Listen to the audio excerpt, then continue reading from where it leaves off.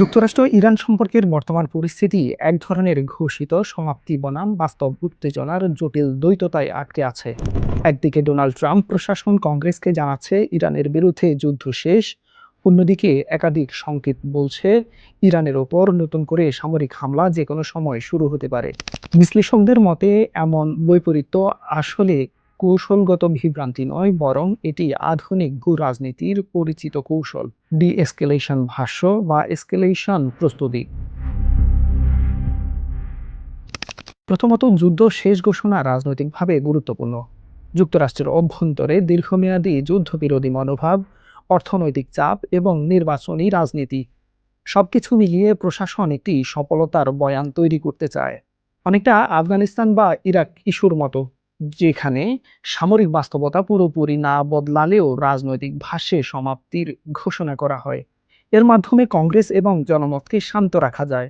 কিন্তু একই সময়ে সেন্টকম ব্রিফিংয়ে ফাইনাল ব্লো বা চূড়ান্ত আঘাতের কথা, সম্ভাব্য হামলার প্রস্তুতি, এগুলো নির্দেশ করে যে যুক্তরাষ্ট্র আসলে পূর্ণ যুদ্ধ নয়, বরং সীমিত কিন্তু কৌশলগত আঘাতের পথে হাঁটছে। এর লক্ষ্য হতে পারে ইরানের সামরিক অবকাঠামো, ড্রোন সক্ষমতা এবং আঞ্চলিক প্রক্সি নেটওয়ার্ক দুর্বল করা, কিন্তু পুরো রাষ্ট্রকে ধ্বংস করা নয়।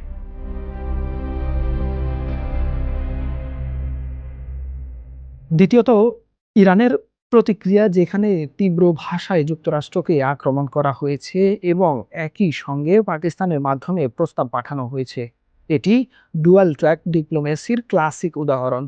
একদিকে শক্ত অবস্থান, অন্যদিকে আলোচনার দরজা খোলা রাখা।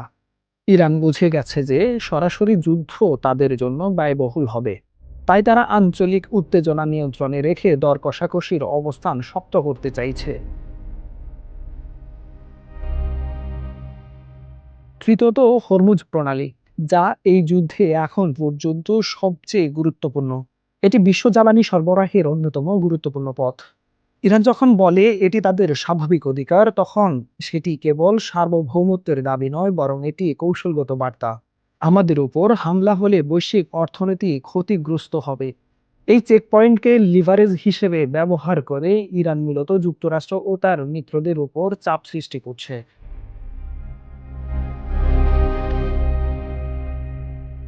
চতুর্থত, কুর্দি গ্রুপের প্রসঙ্গ ইঙ্গিত করে যে যুক্তরাষ্ট্র অভ্যন্তরীণ বিদ্রোহের একটি অপশন বিবেচনা করেছিল, কিন্তু সেটি ব্যর্থ হওয়ায় এখন সরাসরি সামরিক বা সীমিত আঘাতের পথই প্রধান বিকল্প হয়ে উঠেছে। এটি দেখায় যে শাসন পরিবর্তনের কৌশলটি এখনও পুরোপুরি পরিত্যক্ত হয়নি, তবে বাস্তবতায় তা কার্যকর করা কঠিন।